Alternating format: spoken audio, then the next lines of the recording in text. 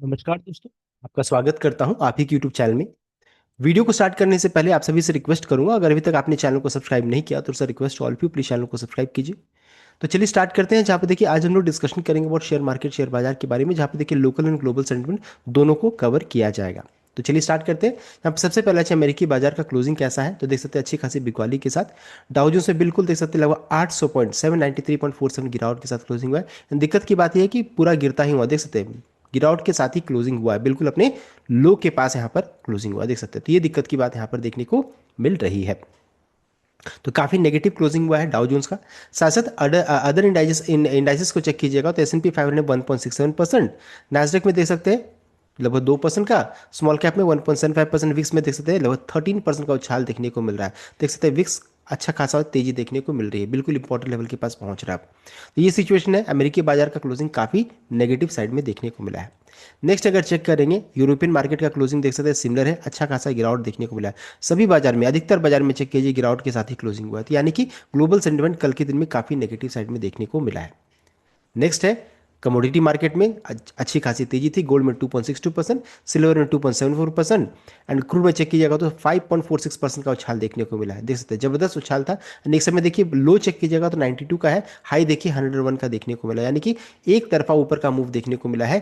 Crude में जबरदस्त तेजी देखने को मिली है और मेटल्स में भी तेजी देखने को मिला। ब्रेंड जो रहता है देख सकते हैं लगभग 105 के पास पहुंच चुका है, तो जबरदस्त तेजी देखने को मिल रही है। तो कमोडिटी मार्केट तूफानी तेजी, जो कि पूरे मार्केट का सेंटिमेंट यही खराब कर रहा है। क्रूड में तेजी हो रहा है, मेटल्स में तेजी हो रही है, रॉ मेटेरियल कॉस्ट बढ़ता चला जा रहा है।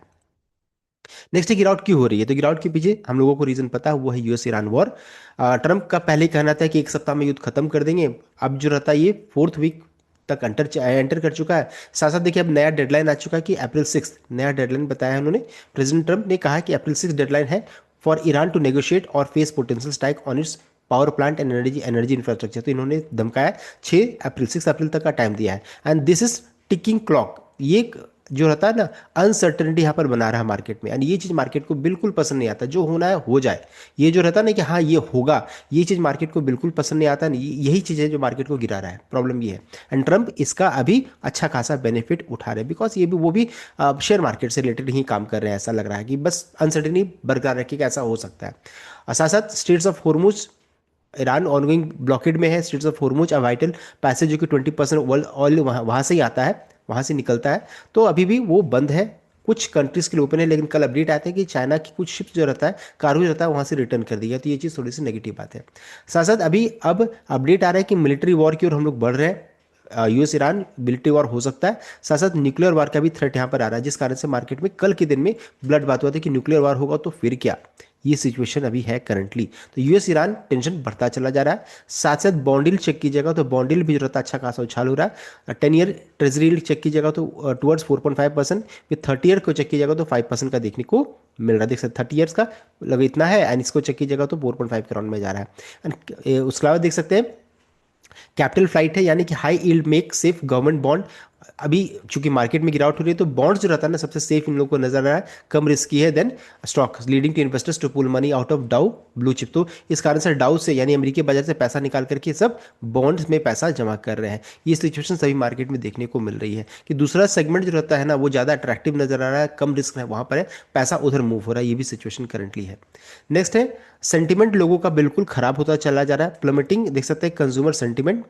अभी देखिए एक रिपोर्ट आया था university of Michigan survey release March 27 को, ये डेटा रिलीज हुआ जो कि कंज्यूमर का सेंटिमेंट के बारे में बताता है, जो कि लोएस्ट लेवल है सिंस 2025 में भी लोएस्ट है। Broad decline sentiment fell 6% this month across income, all income level में है। अब क्या इससे क्या क्या प्रॉब्लम हो रहा है कि consumer are bracing for worsening economic constraint and higher price at the pump which directly threatens consumer spending that drives the US economy. तो यूएस इकोनॉमी जो रहता है अब धीरे धीरे खराब होता चला जा रहा है, इन्फ्लेशन वगैरह सब बढ़ेगा, रेसेशन का डर धीरे धीरे सताएगा। तो अभी सेंटिमेंट भी लोगों का खराब हो रहा है, जिस कारण से लोग मार्केट में पैसा नहीं लगाना चाहते, डर का माहौल है। साथ ही साथ अभी लेटेस्ट डेवलपमेंट में चेक की जगह जो कि आज लगभग 850 करोड़ में आया, बताया जा रहा है कि ईरान ने रिपोर्ट किया strike on Bushehr nuclear plant में अटैक किया गया, थर्ड इन 10 डे, तीसरी बार अटैक हो रहा है 10 दिनों के अंतराल में। ये चीज़ यहाँ पे देखने को मिली है, यानी कि युद्ध चल रहा है, कोई यहाँ पर रुकावट अभी रुका हुआ नहीं है। और इस बीच में एक और बहुत बुरी खबर आ रही है जहाँ पर बताया रही कि रशिया जो रहता है उन्होंने वो बैन करने वाली गैसोलीन एक्सपोर्ट वो बैन कर देगी अब। बिकॉज देखिए ये बहुत अल्टीमेट हमारे लिए बहुत इंपॉर्टेंट सहारा था। अब अगर वो बैन होता है, किसके लिए बैन होता है मैटर करेगा।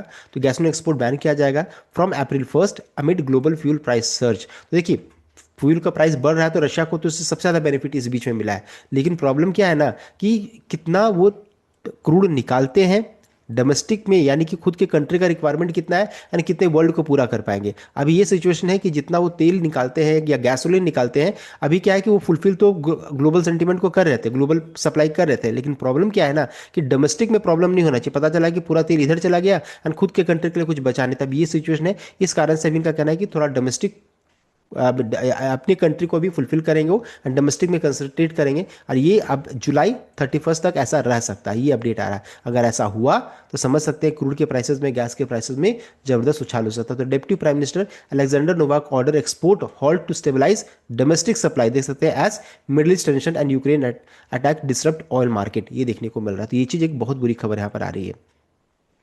नेक्स्ट अगर चेक करेंगे कितना गिफ्ट निफ्टी गैप डाउन हो सकता है, तो देखिए हम लोग पहले ही बहुत ज़्यादा गिर चुके थे। हम लोगों का मार्केट जब में गिरावट हो रही थी तो एक तरफा नीचे का मूव था।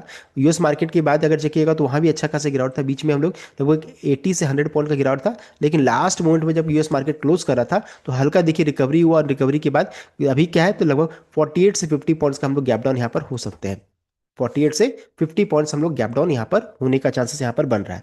तो ये करंटली सिचुएशन देखने को मिल रही है। निफ्टी जो रहता है इंपॉर्टेंट जो साइकोलॉजिकल सपोर्ट जो हमारे लिए है 22,800 का, वो ब्रीच होता हुआ दिख रहा है। जो हम लोग कई बार रिपीट करते हैं ना कि ये लेवल टूटेगा तो अच्छा खासा बिकवाली होगा, तो वो देखिए इमीडिएट सपोर्ट है उसके नीचे ये फ्लोर है वो टूटता हुआ दिख रहा है, देख सकते हैं। तो ये टूटेगा तो फिर अच्छे खासी बिकवाली होगी। फिर उसके बाद स्ट्रॉन्ग सपोर्ट फिर बनेगा 22,450 से 22,500 के रेंज में। ऐसा फिर इंपॉर्टेंट लेवल रह जाएगा 22,000। ये सबसे लास्ट डिफेंस माना जा रहा है। लास्ट नहीं है, मैं आपको चार्ट में दिखा देता हूँ, एक और है। अगर चेक कीजिएगा देखिए ये लेवल ऑलरेडी टूट चुका है। इंपॉर्टेंट लेवल क्या देख सकते हैं, ये यहाँ पर एक गैप है इस जगह पर जो कि इंपॉर्टेंट लेवल बन रहा है 22,100 के पास एक गैप है। और ये जो ग्रीन कैंडल दिख रहे हैं ये 21,700 है। तब निफ्टी हो सकता है गिरावट हो, गैप को फिल करे, उसी जगह पर फिर एक रेंज में मूव करने लगे, ऐसा आपको देखने को मिल सकता है। ये करंटली सिचुएशन है बिकॉज 21,000 एक बहुत इंपॉर्टेंट सपोर्ट का काम करेगा। जो मैंने कई वीडियो में कई बार बताया था कि बहुत सारे गैप्स हैं, निफ्टी सभी गैप को यहाँ पर फिल करने की कोशिश करेगा। तो देख सकते हैं जितना गैप है ऑलमोस्ट सब गैप यहाँ पर फिल हो रहा है। अब नीचे का गैप अगर नीचे का चेक कीजिएगा तो फिर नीचे बहुत ज़्यादा गैप्स है, तो मेजर यहाँ से रिटर्न हो जाना चाहिए। तो और उस समय विक्स को जरूर वॉच कीजिएगा। तो यह करंटली सिचुएशन गिफ्ट निफ्टी में लगभग 48 से 50 पॉइंट्स का गैप डाउन के संकेत यहाँ पर आ रहे हैं। नेक्स्ट है बैंक निफ्टी को चेक कर लेंगे तो बैंक निफ्टी की स्थिति सबसे ज़्यादा खराब अभी है, अपने इंपॉर्टेंट सपोर्ट लेवल के पास अभी फिर पहुंच चुकी है। सपोर्ट लेवल में चेक करेंगे तो 52,000 से 52,150 का इमीडिएट सपोर्ट है, साइकोलॉजिकल सपोर्ट है, वो टूटेगा तो फिर 500 पॉइंट का आपको भारी भरकम बिकौली होगी, जो मेजर डिमांड जोन यहाँ पर आ जाएगा फॉर बायर्स। तो ये 51,400 से 51,500 की रेंज में। पिवट पॉइंट का है क्या है तो 52,475 की रेंज में अगर टिकते हैं हम लोग तो फिर आपको रिलीफ रैली यहाँ पर देखने को मिलेगा, फिर ऊपर का मुंह 300-400 पॉइंट ऊपर जाएगा। तो ये सबसे इंपॉर्टेंट पॉइंट हो जा रहा है। एंड अगर मान लीजिए 52,000 टूटेगा तो फिर 400 पॉइंट से 500 पॉइंट का फॉल आपको देखने को मिल सकता है। मंडे के दिन में क्या आउटलुक रहेगा निफ्टी बैंक के लिए, बिकॉज यहाँ पर देखिए मेजर रीबैलेंसिंग फैक्टर यहाँ पर होगा। Monday is effective date for NSC, rebalancing हो रहा है। एक्सपेक्ट अनयूजुअल वॉल्यूम यहाँ पर आपको देखने को मिल सकता है। Price action in the final 30 minutes आपको देखने को मिलेगा of trade. Bank like Federal Bank, PNB might see some positive passive inflow आपको देखने को मिलता है। While big three HDFC, ICICI and SBI में आउटफ्लो देखने को मिलेगा यहाँ पर, and could face minor selling pressure यहाँ पर आ सकता है इन तीनों बैंक्स में, इस चीज़ को ध्यान दीजिएगा। तो फाइनल 30 मिनट्स ऑफ ट्रेड में ये होगा। बेयरिश मोमेंटम क्या है तो टेक्निकल इंडिकेटर इंडिकेट कर रहा है कि MACD are showing strong bearish sentiment crossover on daily chart and RSI at 33 approaching oversold territory but has not अभी तक बॉटम आउट नहीं हुआ है। मार्केटिंग स्ट्रैटेजी क्या है तो sell on rise strategy approach unless index reclaim stage अब 50,700 तक अगर मान लीजिए नहीं टिकता है तो सेल ऑन राइसी वाला स्ट्रैटेजी रहेगा और उसको टेम्प्रेरी बाउंस माना जाएगा। और इंपॉर्टेंट लेवल क्या वॉच करना है तो 52,000 को वॉच करना जरूरी है। अगर ये टूटेगा तो 51,500 तक का लेवल भी आ सकता है। इन सभी चीज़ों को ध्यान दीजिएगा। ये बैंक निफ्टी के बारे में एनएससी रीबैलेंसिंग भी यहाँ पर मंडे के दिन में होता देख सकता है। एडीआर्स को चेक करेंगे तो एडीआर्स में देख सकते हैं एचडीएफसी बैंक के एडीआर में 3% का, इन्फोसिस तो 2.51, विप्रो के एडीआर में 0.48 एंड एक्सिस बैंक में 2.43% का गिरावट देखने को मिल रहा है। देख सकते हैं पूरे बाजार में अच्छे खासी बिकवाली है। अब ये देखने वाली बात है, मंडे के दिन में मान लीजिए ट्रम्प की तरफ से कोई अपडेट आता है, या फिर इसी बीच में सैटरडे संडे के बीच में अगर युद्ध को लेकर के कोई अपडेट आता है, तो फिर दिक्कत की बात होगी। बिकॉज देखिए ट्रम्प है, ये कुछ भी एक्शन ले सकते हैं, कुछ भी बोल सकते हैं। तो हो सकता है मिलिट्री एक्शन को लेकर के, न्यूक्लियर वॉर को लेकर कोई अपडेट आएगा तो गिरावट बढ़ सकता है, या फिर मान लीजिए अगर कुछ पॉजिटिव अपडेट आया कि नहीं युद्ध शांत हो गया, तो फिर अच्छी खासी रिलीफ रैली भी आ जाएगी। तो इन सभी चीज़ों को ध्यान दीजिएगा। करंटली क्या है, निफ्टी में 50 पॉइंट्स मान लीजिए इतना का गैप डाउन के संकेत यहाँ पर आ रहे हैं। क्रूड में जबरदस्त तेजी देखने को मिल रही थी। Complete update. आई होप आपको लाइक शेयर किया, चैनल को सब्सक्राइब कीजिएगा। Thank you.